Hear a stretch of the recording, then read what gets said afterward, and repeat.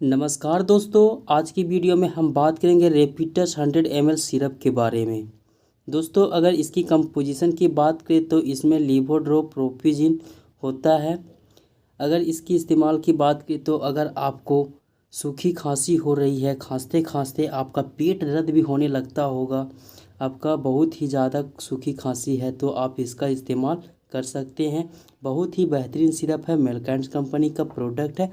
आप इसे डॉक्टर के परामर्श के अनुसार आप इसे इस्तेमाल कर सकते हैं।